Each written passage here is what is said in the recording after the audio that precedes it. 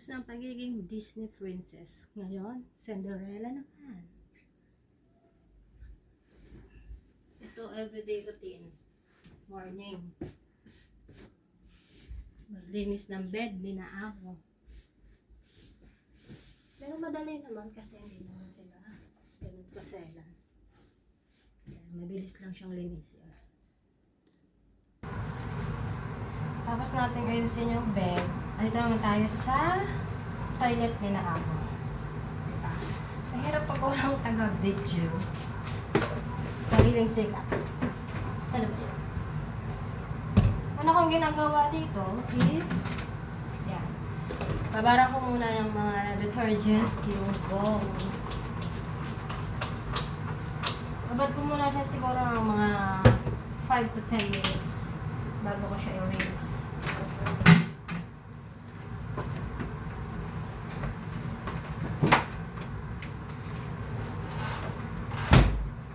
Dahil binabad ko muna siya. Ito nga pala yung ginagamit kong panglinis sa bowl. Sif at saka itong Mr. Mazel. Minsan ginagamitan ko na siya ng bleach pero once lang para maalis lang yung mga stain niya.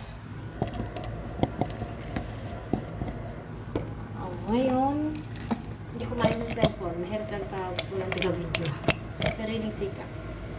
Dahil binabad ko muna siya, dito muna ako maglilinis sa ito kanilang bathtub. Kasi dito ko rin pinaniliguan si baby.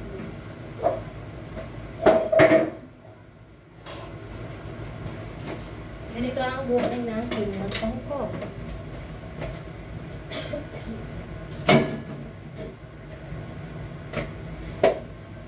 Yan.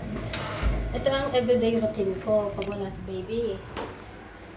Ito, linisin ko muna itong kanilang, ito ang bathtub ni na amo. Pero dito ko rin nililiguan yung aking alaga, yung baby ko. Yan. Hindi sila maselan, kaya okay lang yung ganyan. Konting linis-linis lang. Okay, nasa kanila. Linisin ko lang. Diyan muna ako maglilinis kasi nakababad pa yung bowl natin. Kaya, yan muna ang linisin natin. Ito ang kanilang bathtub. Magalista nga ako ng sleeper kasi mababasa rin naman pa. So, naman natin siya. Ito naman, once a week ko lang din siya general cleaning. Hindi ko siya always basa-basa lang yan. Okay na yan everyday. Pero once a week, general cleaning ko siya kasi nagkakaroon na siya ng mga yellow stain. Kailangan na alis. Yan.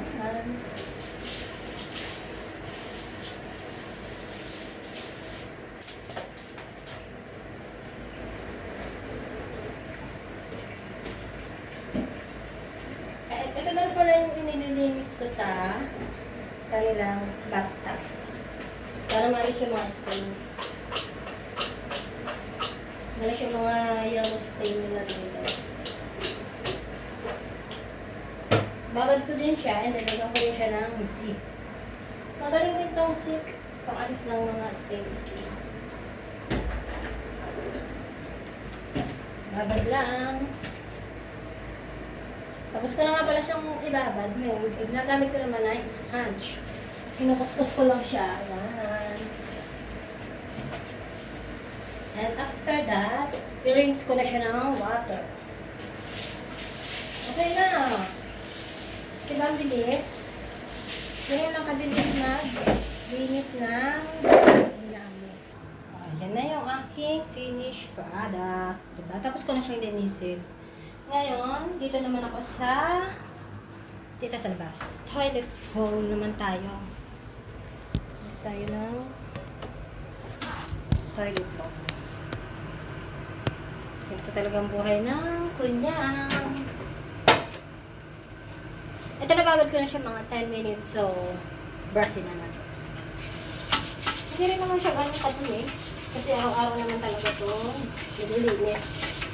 Brush. Kaya, Konti lang. Tapos, susunod natin siya ng basahan. Ito yung basahan ko.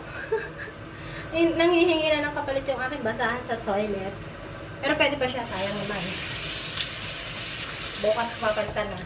Magkahanap tayo ng bagong basahan. Sira-sira na yung basahan namin, oh. Ito yung aking pinampupunas sa toilet. Pang toilet lang naman siya. Nilalagyan ko din siya ng zip. Ito natin siya kunin sa ibang pa. Para maputi. Dalawang toilet ka pala itong nililinis ko. Itong isa, kinaamo ko sa mag-asawa. Yung isa naman, kami niyang mga alaga ko ang gumagamit. Kaya dalawang toilet yung nililinis ko. Saka dalawa din room. Room namin ng aking alaga. Tapos balawan natin yung basahan.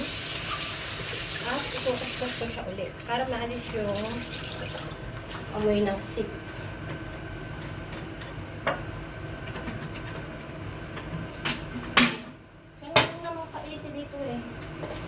Kasi maganda kung mapupuntahan mong amo ay hindi maselan sa linis kasi hindi ka masyadong pagod. Pagkatapos naman ng aking toilet bowl, dito naman tayo sa sink.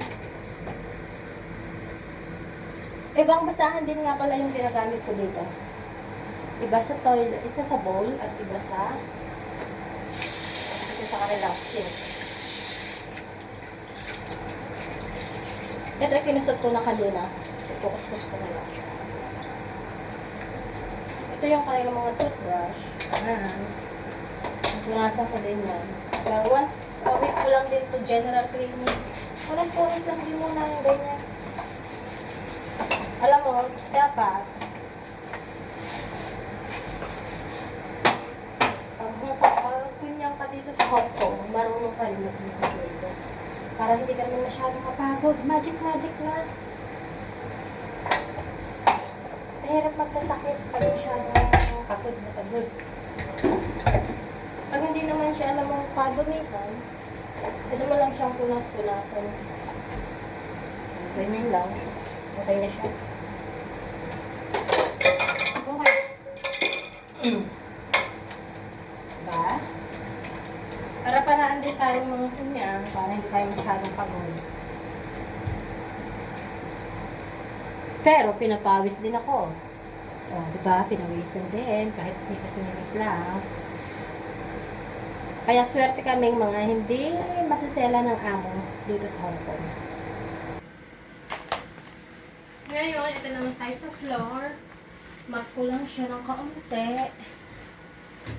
Okay na siya. O, diba? Tinis na. Matay ang aking ilang. Lagay ko lang yung kanilang basahan.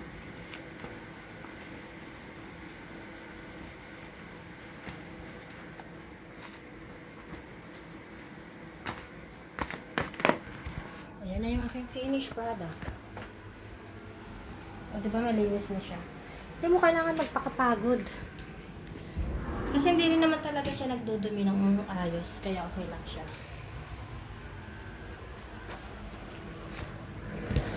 Pero pinawisan din ng inyong Ate Mela ang pawis. O, sa mga gusto mag-apply dito, apply na kayo. Lalo ngayong September, na-aprobahan na ang minimum wage ng sahod. Nadagdagan na. Dating 4,870, ngayon ay 4,990 HKD. So, ano ba nang tayo? Apply na kayo. Plus, food allowance, 1,236. Dati siyang 1... Magkano nga lang ba yun? 1,000? 1,000 HKD o 1,100 ang food allowance. Ngayon, mataas na siya. Yun nga lang, hindi lahat ng mag-a-apply dito at nagtatrabaho dito ay sinaswerte sa amo. Meron din mga amo na, syempre, hindi naman lahat mabait. Kaya yung iba, minsan wala pang 1 buwan, 2 buwan, nati-terminate na sila, umuwi sila. Kaya swertihan lang din talaga pag-apply ang pag-abroad. Okay, hello, hanggang dito na lang. Thank you for watching.